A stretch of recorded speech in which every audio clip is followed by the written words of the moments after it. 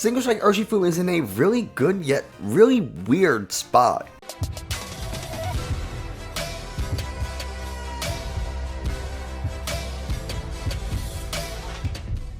Hey everybody, Nick from 9Card TCG, and today we're going to be talking about my personal favorite deck and why it might be a really good choice going into regionals. Now, before we get into all of that, if you haven't already, you should hit subscribe and leave a like and a comment on this video. Tell YouTube this is a good video and other people should watch it. Also, if you are going to regionals, you're going to need some new TCG accessories, and I am now affiliated with Dragon Shield, which means if you click the link in the video description, you will be able to buy some Dragon Shield sleeves and other products that they have. Personally, I use Dragon Shield matte sleeves for everything, and doing so gets me a kickback, which means I'm able to make more and better videos for you guys. Now, with all of that out of the way, why don't we hop over to PTCGO, we'll take a look at this deck list and talk about why it's such a good, but still kind of weird deck. We'll talk about the general strategy of Single Strike Urshifu, and the idea is to attack with your Single Strike Pokemon. Usually that's going to be Single Strike Urshifu V or V Max. Now, we do also have Umbreon V and V Max here as well, so that we can attack things that are weak to Dark, Shadow Rider, Dragapult, and Mew. Mew especially being the really big one. Now, we do have some other attackers in here as well. We have Houndoom, which is not only our energy accelerator, we have Single Strike Roar as the ability, which once during our turn, we may search our deck for a Single Strike energy and attach it to any one of our Single Strike Pokemon. But if you do attach an energy in this way, that Pokemon takes 20 damage. Houndoom is a pretty good attacker, right? It has 50 damage base, but if you get two Single Strike energies on there, now you're hitting for 90 damage against a Dark weak Pokemon. You're hitting for 180, and we do run a copy of Choice Belt, which means you can actually be hitting 90 and 30 is 120. You could be hitting for 240, which is enough to knock out a Pokemon V that's weak to Dark. So I think you still knock out Mew V. I think it only has 180 health. So just a Darkness Fang with two Single Strike energies will knock out a Mew V. So that's really interesting to note. We can't attack with Crobat. Crobat here is really just to use the Dark asset, which is just a really good ability to draw some cards. Why is this, first off, really good? Well, Single Strike Urshifu has two things going for it. First off is its typing. It's a fighting type. Jolteon, Gengar, Arceus, they are all weak to fighting, which means you're going to be taking knockouts on Pokemon V, V-Stars, and V-Maxes very, very easily. Impact Blow here, 180 damage, but it's not going to be 180 because we have Single Strike energies, which means you're going to be hitting for a minimum of 220, maybe even 240, and that's enough to knock out any V that's not weak to fighting, and anything in the game that is weak to fighting, which does include things like Eternatus, which we didn't mention before.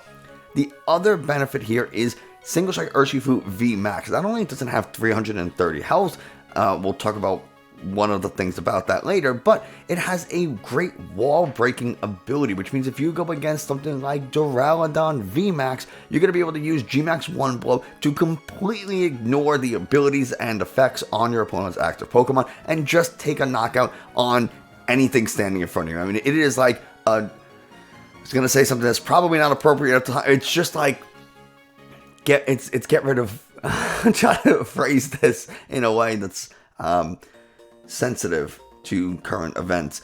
It's the Pokemon in front of you will no longer be there. So that's kind of the game plan. And we have a lot of ways of making this game plan happen. We have a lot of evolution incense. We also have quick balls and of course ultra balls, where we can search our deck for various Pokemon that we need so that we can make these plays happen. We have Marnie and Professor's Research to act as draw supporters. We have Tower of Darkness, discard a Single Strike card from your hand, and then you could draw two. It's a really nice consistency buff to this deck. The other things that we have are, I mean, for the most part, pretty simple. I mean, Air Balloon and Switch just for a little bit of maneuverability. We have Single Strike Urn of Vitality, which lets us get two Single Strike energies from our discard into our deck, which means that we can use Single Strike Roar on Houndoom to start accelerating those energies a little bit faster. So it's really important that we are able to complete our loop, right? We use Single Strike Roar to put energy onto a Single Strike Pokemon. attack, whether we use Gmax 1 blow and that energy gets discarded, or a Pokemon gets knocked out, we retreat, whatever we're doing, that energy ends up in the discard pile somehow. Then we use Earn a Vitality to get the energy from the discard back into the deck so that we can use Houndoom to accelerate it back into play and onto a Pokemon for attacking. So that's kind of the gameplay loop here. Why is this a good choice? Well, the easy answer is because it's super, I was going to say consistent, but I would be straight up lying to you. It has two really good typings. That's like the biggest thing it has going for it. It is a dark and fighting deck, which means you're going to be hitting Mew and Arceus, right? Or anything that's really weak to fighting. Arceus is going to be the really big thing. So whether you're Arceus Ice Rider, Arceus Charizard, Arceus Duraludon, whatever version of Arceus you're going against, you will be able to easily take knockouts on those Arceus V and V stars and kind of punish them for trying to accelerate and set up an attacker. What else? Well, Mew. Mew is weak to dark, and we have either Max Darkness or Moonlight Blade, which are really good attacks and can one-shot Mew very, very easily. So we can now take up trades. We can knock out Eternatus VMAX, Jolteon VMAX, Gengar VMAX, Mew VMAX, some of the most popular and powerful VMAX Pokemon in the game with just our V Pokemon. And that includes Shadow Rider and Dragapult if you're going against someone playing those. So we can take nice up trades with our V Pokemon. The other benefit is that Single Strike Urshifu VMAX, like I said, is a wall breaker. It's going to ignore effects. So if you run into that Stone Journer that has 2-3 stone energies attached to it, and now it's taking very little damage as a full face guard, and it's taking next to no damage, and they start healing, man, that could be really annoying to deal with. Single Strike Urshifu says, I don't care, and just goes right through it. It just cuts that Stone Journer down. Duraludon VMAX Skyscraper, we don't really care. We just go straight through it. Now, the Duraludon can be a little annoying because they do run things like Big Charm. So we have this Choice Belt, which will do 30 more damage to our opponent's active V Pokemon, which means we can still just one-shot a Duraludon VMAX even with a Big Charm. Gabriel Smart, my coach, also had a list with an Ordinary Rod and a Tool Jammer. I definitely think that is probably a good idea to run a Tool Jammer.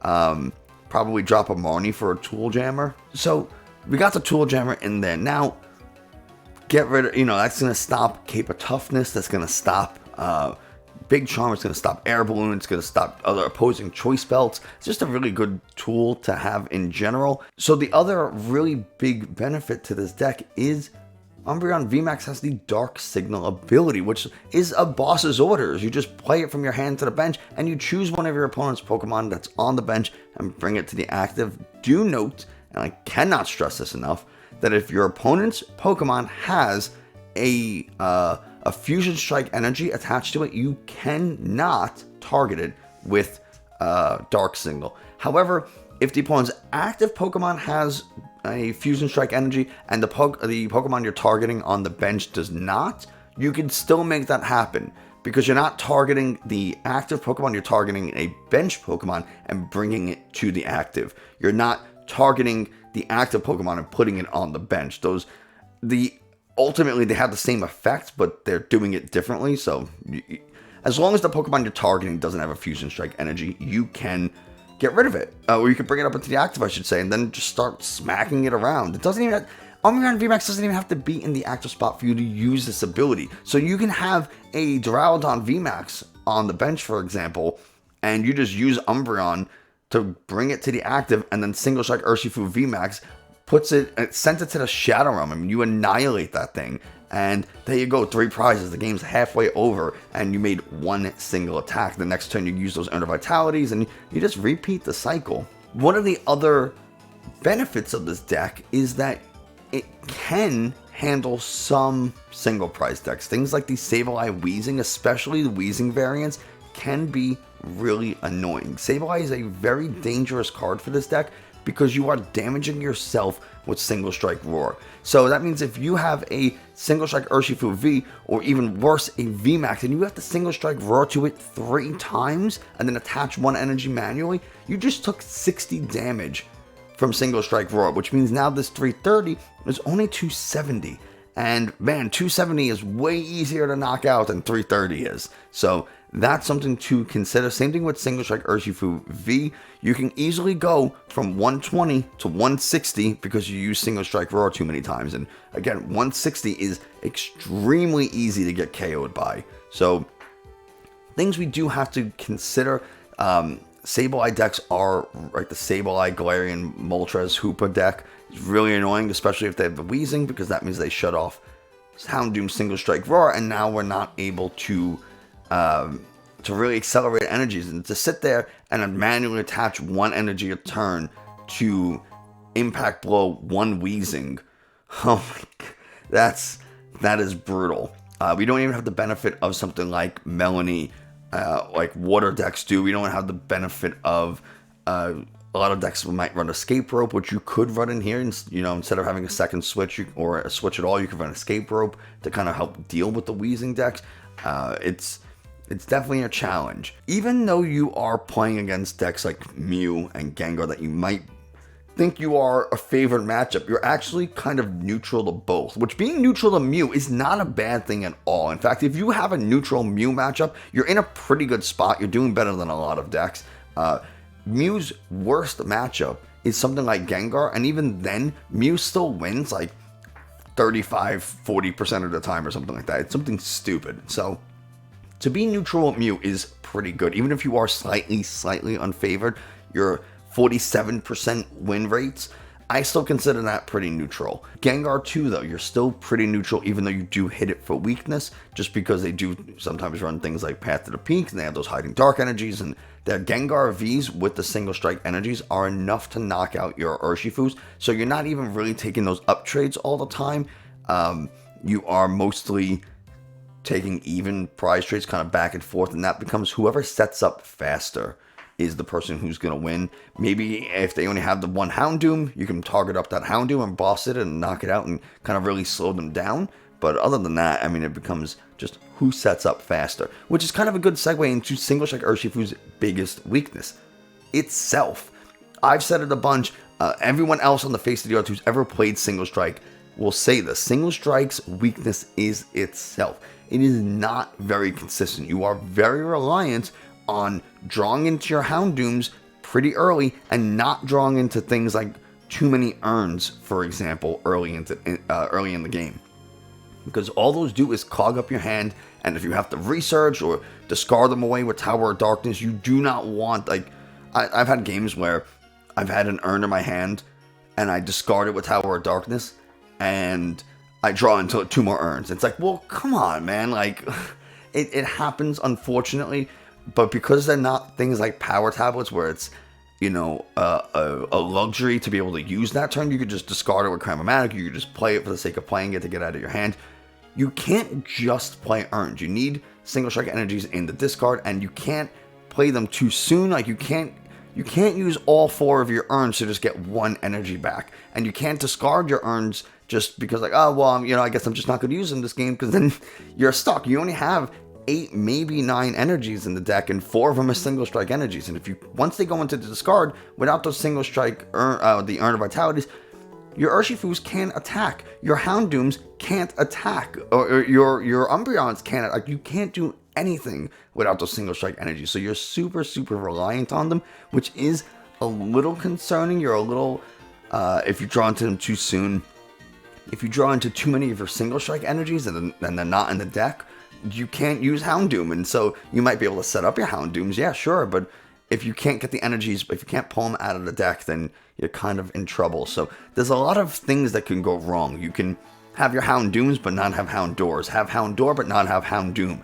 You can have all of them but not have an attacker. You might have energies prized. You might have urns in your hand first turn. It's like, oh my god, there's so many things that can go wrong with this deck, unfortunately, that just other decks don't really have to worry about. So that does make it a little challenging. So I've had variations of this deck where, which I guess I'll just show, I'll save this first. We run a little bit higher of an Umbreon count, 3-3 Umbreon, because we expect to hit into the Mew matchup kind of more than anything else. The 2 matchups, the 2 things you can almost guarantee expect to hit are Mew and Arceus. And so we have Urshifu to deal with the Arceus. We have Umbreon to deal with the Mew. And this list looks obviously a little different. We have, in this case, double turbo energy because now we're not as reliant on the Houndooms, because now we just need one in play, or even if we go first, we attach a single strike energy, and then next turn we attach a double turbo energy, and we are able to attack because Umbreon V and VMAX's attacks are for dark colorless. So we're still able to hit for 160. And I know double turbo energy reduces your attack by 20, but guess what? Single strike energy increases your attack by 20. So it's a complete negation there. So you're hitting for the base 160, which is still, by the way, if you multiply it by 2, hits for 320, enough to knock out Shadow Rider, Dragapult, and Mew VMAX. So it doesn't really matter if you have the double turbo energy. We still have the choice belts to increase our damage even more if we needed to. And we still do have the option of not attaching the double turbo energy. We have the capture energy, single strike energies, if we need to have just a little bit more damage output. So this deck runs Lumineon V, which when you play this card from your hand to the bench, you may search a deck for a supporter, and Piers, because now all we need turn 1 is a Houndour, an Umbreon, and an out to Lumineon V. So that's not a lot, right? An Umbreon, a Houndour, and then a Quick Ball, Ultra Ball, Battle VIP Pass. That's 9, or the Lumineon itself. That's 12 cards. 12 ways to get Lumineon, as long as you have an Umbreon and a Houndour. And then you just need an energy, which you don't even really need an energy in your hand, because when you play Piers, it lets you search your deck for a dark Pokemon and an energy. So I can search for the double turbo energy, get the Houndoom, play the Houndoom, attach the double turbo energy, single strike roar onto the Umbreon, and boom, there's my energy requirements to attack. Now, Umbreon V has damage counters on it, so Moonlight Blade will do an additional 80 damage. I'm hitting for the base 160, enough to knock out a Mew, VMAX, Dragapult, whatever it is I'm trying to do. So you can kind of come at it swinging with this version of the deck. As a result, we have one less Urshifu V because we put in one more Umbreon VMAX. So if you run into a bunch of Arceus, or if you run in two things that are fighting weak, well, if you prize an Urshifu and now you only have one in the deck, as soon as it gets knocked out, you're in a little bit of trouble. So depending on how you want to go, you really have to just think about, what are you going to encounter more? Are you expecting to encounter just a bunch of Mew, Rapid Strike, Malamars? Well, then the higher Umbreon count might be nice, and you have the Houndooms as secondary attackers, especially in that Rapid Strike Malamar matchup. You really want to use your Houndooms. If you are, I don't know why I have to save this, but I'll save it anyway. If you're expecting to run into a little bit more diversity, and you need to take those huge one-hit knockouts on things like Ice Rider VMAXs, Arceus V-Star, whatever, then the more split version might be the better call for you. Ultimately, I think Single Strike is in a really good spot. You do have difficult matchups against things like Ice Rider and Suicune. You might struggle a little bit against things like counter boxes, just because it's a bunch of 2-prize Pokemon, and they play things like Galarian Zapdos that can hit pretty hard. They play things like Suicune that can hit really hard and really quickly. So there are some weird, interesting matchups that you might encounter, but for the most part, if you don't think you're going to hit a bunch of single prize, and you think you want a deck that's going to be good against Jolteon, good against Duraludon, good against Arceus, good against Gengar, good against Mew, I mean, it might not have the best matchups against those decks, but it has neutral against all of those. So, I mean, if you're going to a regionals, what are you going to be playing? Based on things like the Full Grip Games tournament that we had not too long ago, based on how things are going online at the current moment, what are some of the best cards? Mew, Duraludon, Arceus. I mean, you are going to see these decks at regionals. So I know I kind of am starting to cycle around back to repeating myself, so we're going to end this video, but ultimately I just wanted to highlight this deck, not even really show off any gameplay, just kind of talk about why it might be a really good meta call, some of its strengths, some of its weaknesses. I know some of this might have seemed just like I was rambling on for a little bit, but I could talk about this deck all day long. And before I start to, why don't we end this? So there you go, Single Strike Urshifu. I hope maybe you consider this as a deck at the very least to test out before you head out to regionals. It's a really solid deck, and it's probably what I'm going to bring to regionals when I go. That's going to do it for us today. Thanks so much for watching. I hope you enjoyed. Found this a little informative. If you did, subscribe, like, comment, all kind of stuff. Tell YouTube this is a good video. Other people should watch it. Check out the link in the video description to get yourself some Dragon Shield products. And I will see you next time.